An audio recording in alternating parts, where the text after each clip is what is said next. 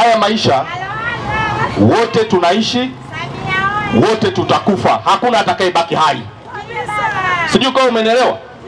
Yaani hayo mambo ya kutishana, hakuna ajuaye kesho. Kesho si Jumamosi, kwani kuna mtu ajui kesho ni lini? Wewe kama hutaki kupiga kura, kaa nyumbani usipige kura.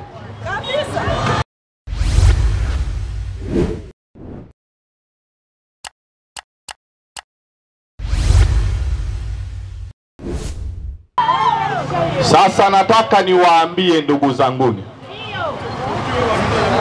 uchaguzi ni takwa la kikatiba. Ninaamini hapa kila mwana Tunduma na kila Mtanzania anafahamu hivyo. Katiba yetu ya Jamhuri ya Muungano wa Tanzania inatutaka kila baada ya miaka 5 nchi iingie katika uchaguzi mkuu wa kuchagua rais, wabunge pamoja na madiwani. Uchaguzi ni takwa la kikatiba. Kwa hiyo kinachofanyika sasa hivi ni takwa la kikatiba la kufanya uchaguzi kila baada ya miaka 5. Lakini kwenye uchaguzi, kwa mujibu wa katiba ya Jamhuri ya Muungano wa Tanzania, katiba yetu haina wagombea binafsi. Katiba yetu, ili ugombee ni lazima upate udhamini wa chama cha siasa, vyama ambavyo vimesajiliwa na msajili wa vyama vya siasa nchini. Uchaguzi wa mwaka huu 2025, katika vyama 19, vyama 18 vinashiriki uchaguzi katika ngazi mbalimbali, kwenye nafasi ya urais, ubunge pamoja nafasi za madiwani. Kwa hiyo vyama 18 vinashiriki, isipokuwa chama kimoja tu cha siasa, na chenyewe nitaeleza kwa kifupi baadaye kuhusu kwa nini wao hawataki kushiriki uchaguzi. Ndugu zangu wananchi wa Tunduma, kwa nini napenda kuanza kuwakumbusha watu juu ya historia na mustakabali wa taifa letu?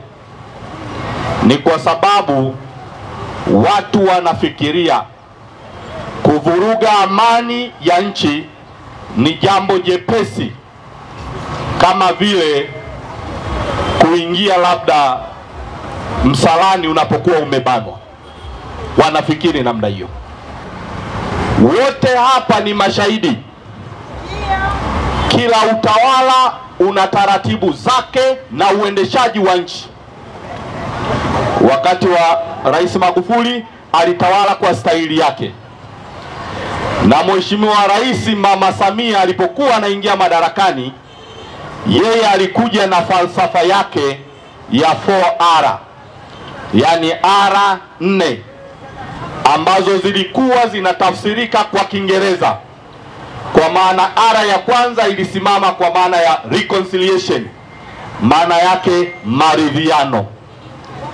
R ya pili ilisimama kwa maana ya resilience, kwa maana ya ustahimilivu, tuvumiliane. R ya tatu ilisimama kwa maana ya reforms, kwa maana kutakuwa na mabadiliko ama mageuzi makubwa atakayoyafanya ndani ya nchi. Na R ya 4 ya Dr. Samia Suluhu Hassan ilisimama kwa maana ya rebuilding, kwa maana tunajenga upya taifa letu. Kwa nini Dr. Samia Suluhu Hassan alikuja na falsafa hizi? Hapa nitazungumzia falsafa namba 1, ambayo ilikuwa ni falsafa ya maridhiano. Wote hapa ni mashahidi, wote. Mama Samia alipoingia akasema, jamani, tunapaswa tupatane kama taifa bila kujali itikadi za vyama vyetu. Wapinzani, wana CCM na wasio na vyama, wote turudi nchini, tuijenge nchi yetu. Hayo ndiyo yalikuwa malengo ya Dr. Samia Suluhu Hassan, na ndiyo malengo yake mpaka sasa hivi. Maridhiano. Na katika yale maridhiano ya Mama Samia, watu waliokuwa nje ya nchi ikiwemo kaka yangu Tundu Antipas Lissu akaambiwa rudi nchini, hakuna mtu atakuzuru, rudi nchini. Kina kaka Lema wakaambiwa rudini nchini. Kina Wenje, wote waliokuwa nje ya nchi, Mama Samia kwa wema wake akawaambia rudini nchini. Maridhiano. Baada ya maridhiano hayo akakutana nao Ikulu, wakazungumza juu ya mambo waliokuwa wanataka kukubaliana. Moja ya jambo walilotaka ni kufanya mikutano ya hadhara nchi nzima. Mheshimiwa Rais aliwaruhusu wakafanya mikutano ya hadhara nchi nzima, wakazunguka kumtukana aliyewapa ridhaa ya kurudi ndani ya nchi. Huo ni upendo wa Mama Samia Suluhu Hassan. Sasa wamerudi. Wakati wamerudi, mwaka wa 3 baada ya kurudi, wakawa na uchaguzi ndani ya chama chao, chama ambacho na mimi nimewahi kuwa mwanachama, Chama cha Demokrasia na Maendeleo, Chadema. Uchaguzi ukawa kati ya mwenyekiti Mbowe na mwenyekiti wa sasa ndugu Tundu Antipas Lissu. Kukawa na mvutano, wote mnafahamu, manake ilikuwa iko wazi nchi nzima na ilirushwa kwenye vyombo vya habari, tulifuatilia wote. Kukawa na kambi mbili zinavutana. Katika historia ya vyama vya upinzani ni moja ya uchaguzi ambao ulivutia. Kukawa na kambi ya Lissu yenye sera ya no reform no election, na kukawa na kambi ya Mbowe ambaye alikuwa anasema tukiingia madarakani nahitaji kuwa na maridhiano, nitaunda kamati tupate maridhiano kwanza ndani ya kukitibu chama chetu. Wagombea wawili wanapogombea, watu wawili lazima mshindi apatikane. Wamefanya uchaguzi, akapatikana Tundu Antipas Lissu kwenye chama chao. Sera yao ya no reform no election ndani ya chama chao sasa wakaigeuza kuifanya kuwa sera ya kitaifa, kutaka hata wana CCM na sisi tuseme no reform no election. Inaanzia wapi? Sijui kama umenielewa. Sera ya ushindani ndani ya chama chao ugeuze sisi wana CCM wa vyama vingine ACT, Chauma, wote. Imeanzia wapi? Lakini nataka niseme jambo moja. Huyo aliyerudishwa nchini na Mama Samia akamwekea mguu, akasema mama, bila no reform no election. Manake ile sera imeanza kusemwa baada ya kushinda uchaguzi ambao ni kama ndani ya mwaka huu. Uchaguzi nafikiri ulifanyika mwaka huu mwanzoni au mwaka jana mwishoni. Ndani ya muda mfupi sasa unalazimisha sasa Rais Samia afanye no reform no election ili uingie katika uchaguzi ndani ya muda mfupi. Huko ni kumwonea Rais Mama Samia Suluhu Hassan. Wote hapa ni mashahidi. Rais Magufuli aliingia madarakani mwaka 2015. Na alipoingia madarakani alisema hivi, katiba kwangu sio kipaumbele, mimi nahangaika na maendeleo. Kuna mtu alilopoka kipindi chake cha utawala? Nataka nionyeshe kuna mwanaume alilopoka. Wote si tulikaa kimya? Rais Kikwete wakati anaingia madarakani, anaondoka madarakani mwaka 2011, alisema mchakato wa katiba mpya uanze kuandikwa. Tukatunga sheria bungeni, tume ikaundwa ya mchakato, ikaanza kazi. Mwaka 2014 tarehe 30 mwezi Aprili tulitakiwa tupige kura ya maoni ya katiba mpya. Mimi nilikuwa mbunge wa upinzani. Tuliingia bunge la kwanza, bunge la pili tukasusia, wakabaki wana CCM peke yao bungeni. Sisi wabunge wote wa upinzani hatukushiriki bunge la katiba la awamu ya pili. Matokeo yake katiba mpya haikupatikana na nafasi tuliko nayo ya kufanya mabadiliko. Wanasemaje? Mtoto yatima adeki. Umenielewa? Wewe una baba, una mama, unadeki nini? Unadeka nini? Utafanya kila kitu. Tulipogoma kwenda na tume ya uchaguzi ikasema wenyewe mambo ya kwenda kwenye kura za maoni hatuendelei nayo mpaka itakavyotangazwa wakati mwingine. 14 tukaingia 15, akaingia mwamba Magufuli. Magufuli hoja yake moja kwa moja, mimi hiyo mambo ya katiba mpya sina mpango nayo, na wote tuliufyata. Wote tuliufyata. Tumekwenda na Magufuli mpaka mwaka 2020. Magufuli yupo kwenye uchaguzi, kura zinapigwa. Mgombea wa Chadema yuko airport anakimbilia Ubelgiji. Mbio bwana, kulikoni? Wananifatafata nyuma. Mwamba John Pombe Joseph Magufuli. Mheshimiwa Rais Mama Samia amewapa huruma ya kuwaleta ndani ya nchi. Leo huruma yake mnaitumia vibaya. Huruma ya Mheshimiwa Rais ni dharau.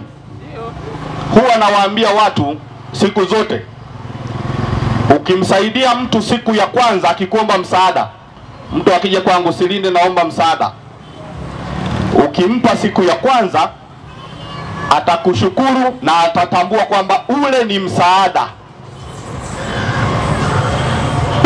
Akija siku ya pili akakuomba msaada, atajua kabisa ukimpatia atasema Silinde ni mtu ambaye anajali, yani amenikumbuka tena, huyu ni mtu kabisa baba. Ukimpa mara ya tatu atasema Silinde ni mtu wa thamani sana, mara tatu amenipa, kila nikimwomba ananipa. Ukimpa mara ya 4 anaanza kujenga imani na wewe kwamba kumbe kila nikiomba kwa Silinde napata. Ukimpa mara ya 5 anaona sasa hile ni haki yake ya msingi, hupaswi kumnyima kila anapoomba. Ndio maana ukimnyima mara ya 6 unakuwa ni ugomvi. Haamini kwamba umeishiwa, ni kwa sababu kila akiomba mpe, kila akiomba mpe. Ndio maana tunaambiwa hata watoto kuna wakati tuwanyime hata kama unayo. Baba naomba pipi, baadaye akizoea anaona akisiku akikosa ndio wale watoto wanaenda wanajinyonga. Kwa vitu vya kipumbavu tu, kwa sababu hajazoea kunyimwa. Mama Samia amekuja, tunataka kurudi nchini, njooni wanangu. Tunataka kupiga mikutano sana, njooni wanangu. Kuna ruzuku yetu huko John Pombe alizuia, msajili wapeni mzigo, wakapewa mzigo. Sasa hivi tena eti no reform no election. Mama afadi, acheni dharau.